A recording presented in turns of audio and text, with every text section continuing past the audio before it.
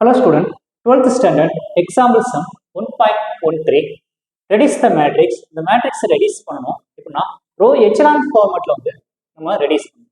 row echelon formatனாவே நமக்கு தெரியும். first row ல first element, second row ல second element, third row ல third element.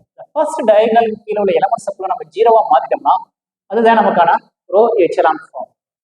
suppose range கேட்டிருந்தாங்க அப்படினா வந்து அதுல எத்தனை நான் ஜீரோ ரோஸ் இருக்கோ அதை ரேங்க் எடுப்போம். ஆனா இங்க ரேங்க் கேட்கல, அதனால ரோ எச்சலான் ஃபார்ம் பார்க்கலாம்.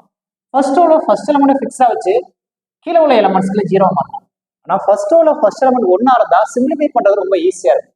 ஆனா ஒன்னா இல்ல, அப்ப R2ல உள்ள ஃபர்ஸ்ட் எலமெண்ட்டும் ஒன்னா இல்ல, R3ல உள்ள ஃபர்ஸ்ட் எலமெண்ட்டும் ஒன்னா இல்ல. அப்ப இருக்கிறத வச்சு நம்ம சால்வ் பண்ணிடலாம். இப்போ R2 பாருங்க, -6 2 4, R2 2 ஆல டிவைட் ஆகும். அப்ப R2 implies 1 dividing by 2 into R2. அப்ப 1லையும் 2லையும் R1லையும் R3லையும் எந்த ப்ராசஸிங் நடக்கல. R2 2 ஆல டிவைட் பண்ணுங்க, -3 1 2, R3 எப்படி ரைட் பண்ணிருங்க, -3 1 2. நெக்ஸ்ட் R1ல உள்ள ஃபர்ஸ்ட் எலிமெண்ட் ஃபிக்ஸா வச்சு இது கீழே உள்ள எலிமெண்ட்ஸ் ஃபுல்லா ஜீரோவா மாத்தும். ஜீரோவா மாத்துறதுக்கு R2லையும் R3லையும் ப்ராசஸிங் நடக்குது.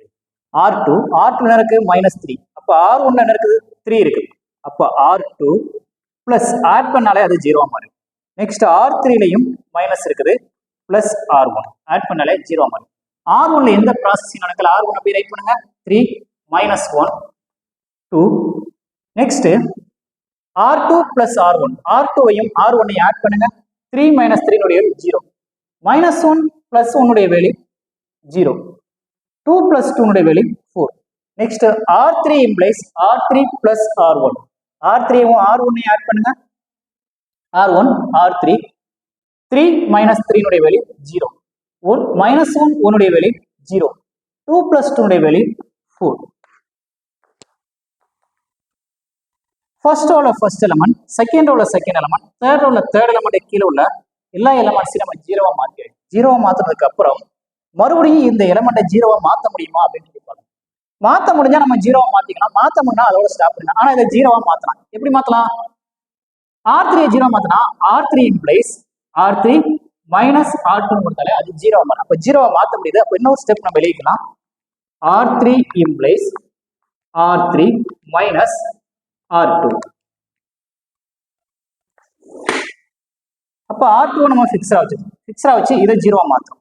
அப்ப R1லையும் R2லையும் எந்த ப்ராசஸிங் நடக்கல, ரைட் பண்ணிக்கங்க, 3 R1 3 -1 2 R2 0 0 4. R3ல வந்து R3யும் R2வையும் சப்ராக்ஷன் போது 0, நெக்ஸ்ட் உள்ளது 0, நெக்ஸ்ட் உள்ளது 0.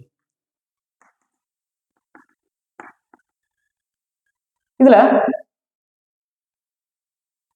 இதுதான் நமக்கு ஃபர்ஸ்ட் டயக்னல். இது கீழே உள்ள எலிமெண்ட்ஸ் ஃபுல்லா ஜீரோ மாத்தியாச்சு. ஜீரோ மாத்தினதுக்கு அப்புறம் இதையுமே ஜீரோ மாத்த முடியுதான்னு சொல்லி பாக்குறோம், மாத்த முடியுது. இதுக்கப்புறம் அதை சிம்பிளிஃபை பண்ண முடியாது, இதோட ஸ்டாப் பண்ணிக்கலாம். இதுதான் row echelon form. It is in row echelon form. Suppose நமக்கு ரேங்க் கேட்டிருந்தாங்கன்னா எத்தனை நான் ஜீரோ ரோஸ் இருக்குதோ அது நமக்கான ரேங்கா கிடைக்கும். ஆனா நமக்கு கேட்கல, ரேங்க் வந்து ரோ எச்சலான் ஃபார்மோட ஸ்டாப் பண்ணிக்கிறாங்க. ஸ்டாப் பண்ணியாச்சு. Thank you student. காப்பி பண்ணிக்கோங்க, மறக்காம பழனி மேக்ஸ் சப்ஸ்கிரைப் பண்ணிக்கோங்க.